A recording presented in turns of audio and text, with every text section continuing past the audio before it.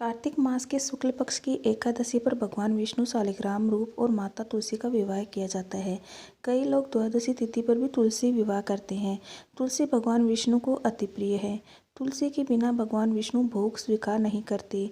तुलसी पूर्व जन्म में एक लड़की थी जिसका नाम वृंदा था।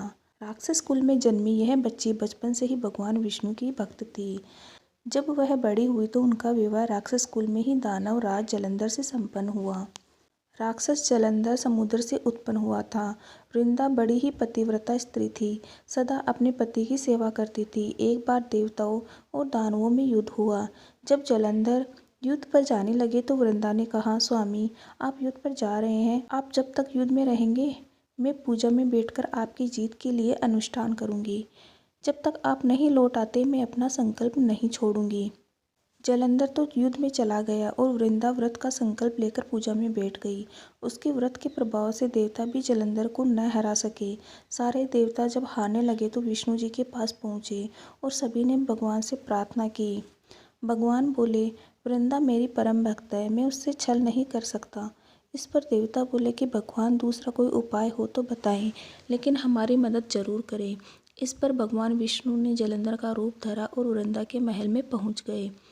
वृंदा ने जैसे ही अपने पति को देखा तो तुरंत पूजा में से उठ गई और उनके चरणों को छू लिया। इधर वृंदा का संकल्प टूटा, उधर युद्ध में देवताओं ने जलंधर को मार दिया और उसका सिर काटकर अलग कर दिया। जलंधर का कटा हुआ सिर जब महल में आकर गिरा तो वृंदा ने आश्चर्य से भगवान की ओर देखा, जिन्होंने जलंधर का रूप धर रखा था। इस पर भगवान विष्णु अपने रूप में आ गए पर कुछ बोल न सके। वृंदा ने कुपित होकर भगवान को श्राप दे दिया कि वे पत्थर के हो जाएं। इसके चलते भगवान तुरंत पत्थर के हो गए। सभी देवताओं में हाहाकार मच गई। देवताओं की प्रार्थना के बाद वृंदा ने अपना श्राप वापस ले लिया। इसके बाद वे अपने पति का सिर लेकर सती हो गई। उनकी राख से एक पौधा निकला। तब भगवान विष्णु जी ने उस पौधे का नाम तुलसी रखा और कहा कि मैं इस पत्थर रूप में भी रहूँगा, जिससे शालिग्राम के नाम से तुलसी जी के साथ ही पूजा जाएगा। इतना ही नहीं, उन्होंने कहा कि किसी भी शुभ कार्य में बिना तुलसी जी के भोग के पहले कुछ भी स्वीकार नहीं करूँगा। तभी से तुलसी जी की पूजा होने लगी। कार्तिक मास में तुलसी जी का विवाह शालिग्राम के साथ किया जाता है। साथ ही देव उठनी एकादशी के दिन इसे तुलसी विवाह के रूप में मनाया जाता है।